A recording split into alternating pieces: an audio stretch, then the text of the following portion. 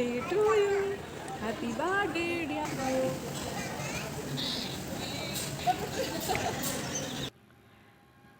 তো hi hello সবাইকে, welcome to তানিজ world. তানিজ ওয়ার্ল্ডে সবাইকে আবার একবার স্বাগত জানাচ্ছি।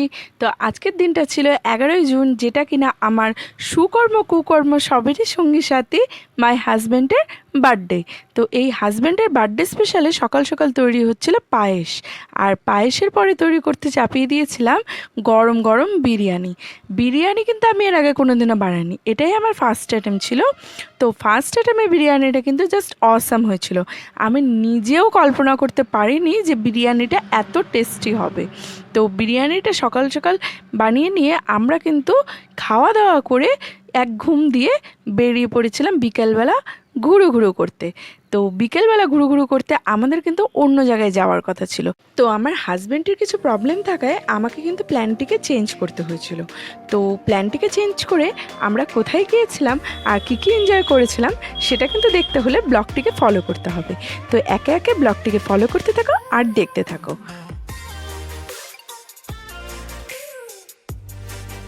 তো আমার হাজব্যান্ড বলছিল বেশি দূর একদমই যেতে পারবে না, তো সেই কারণে আমরা কিন্তু পৌঁছে গেছিলাম খুবই ফেমাস জায়গা, খুবই চেনা জায়গা সবারই, গল্পতে। তা আমি কিন্তু এখানে অনেকবার এসেছিলাম, তা সত্ত্বেও আসার মন না থাকলেও আসতেই হলো।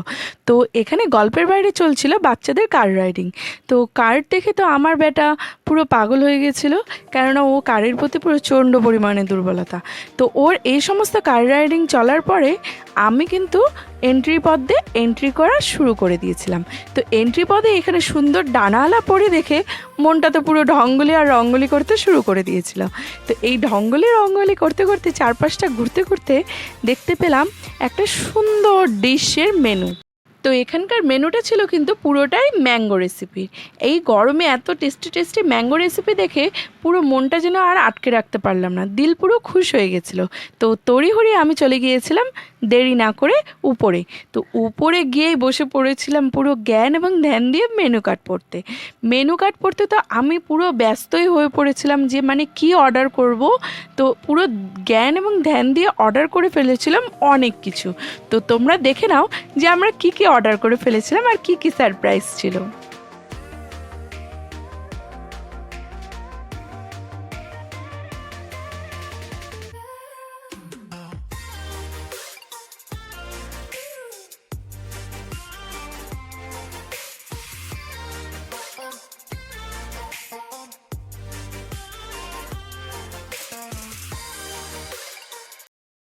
তো এখানে কিন্তু আমরা বার্থডে বয়কে বার্থডে উইশেস লেখা শুরু করেছিলাম মা ও ছেলে মিলে। তো এই সমস্ত উইশ লেখার মাঝখানে কিন্তু আমাদের রেডি হচ্ছিল গরম গরম টেস্টি টেস্টি কিছু ডিশ। তো আমরা কী কী অর্ডার করেছিলাম আর কী কী এনজয় করেছিলাম সেটা জানতে হলে কিন্তু অবশ্যই দেখে নিতে হবে আমাদের ব্লগটিকে। তো আমাদের ব্লগটির সঙ্গে থাকো, সাথে থাকো, পাশে থাকো। টোকেন নাম্বার 61 যেটা কিন্তু আমাদের নাম্বার ছিল, তা আমাদের নাম্বার আসার সাথে সাথে চলে এসেছিলো আমাদের টেবিলে গরম গরম টেস্টি টেস্টি ডিশগুলো সার্ভ। তো আমরা অর্ডার করে ফেলেছিলাম গরম গরম পিৎজা, চিকেন 65 ও নান। আর এর মাঝখানে আরও একটা ডিশ ছিল, সেটা হলো কেক। কেক ছাড়া কিন্তু বার্থডেটা ঠিক জমে না। তো অর্ডার করেছিলাম দুটো পেস্ট্রি। তো এখানে রেডি হচ্ছিল বার্থডে বয়, কেননা বার্থডে বয় কেক কাটার টাইম চলে এসেছিলো।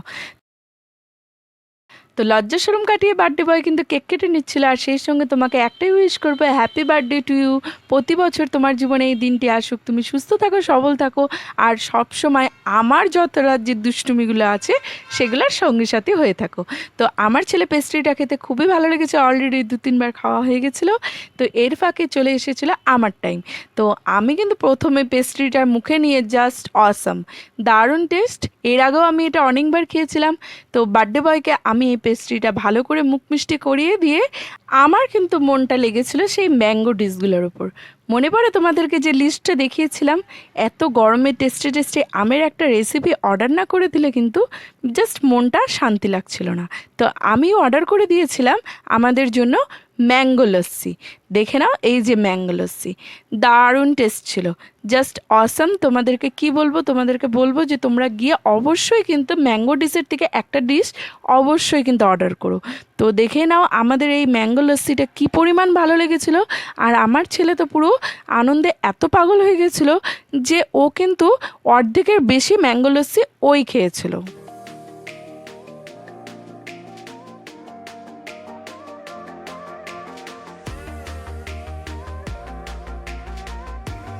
তো ঠান্ডা ঠান্ডা লাস্সি আর গরম গরম টেস্টি টেস্টি খাওয়ার টেবিলে। তো এগুলার লোভ সামলাতে না পেরে আমরা কিন্তু তড়িঘড়ি শুরু করে দিয়েছিলাম আমাদের খাওয়া দাওয়া। তো তোমাদেরকে একটা জিনিস অবশ্যই সাজেস্ট করব, তোমরা যদি এই গরমের সিজনে চলে যাও গল্পতে, তো ওখানে গিয়ে কিন্তু ম্যাঙ্গো রেসিপিগুলোর মধ্যে একটা রেসিপি অবশ্যই ট্রাই করতে পারো। কেননা আমরা যে ম্যাঙ্গো লাস্সিটা অর্ডার করেছিলাম সেটা কিন্তু জাস্ট কোনো তুলনা হবে না। আর হ্যাঁ, আরেকটা, সেটা হলো পিৎজা। আমার কিন্তু গল্পের পিৎজা খেতে অসম্ভব লাগে। আমি এর আগেও দু একবার খেয়েছি, খুবই ভালো লেগেছিলো। তা আমরা পনির পিৎজাটা অর্ডার করেছিলাম, সেটাও সেদিন খুব ভালো লেগেছিলো। তো আমাদের কিন্তু এর মাঝখানে খাওয়া দাওয়া পুরো কমপ্লিট হয়ে গিয়েছিল। তো একটা মজার জিনিস দেখো, সেটা হলো এটা ছিল আমাদের আর্ট, আর আমরা ছিলাম এই আর্টের আর্টিস্ট। তো এখানে ছেলে পুরো স্টাফদের সাথে সুন্দর সুন্দর গল্প ও মিষ্টি মিষ্টি কথা বলাতে তাকে ভালোবেসে কয়েকজন স্টাফ মিলে তাকে বেলুন দিয়েছিল। তো বেলুনের আনন্দে সে ছিল আত্মহারা।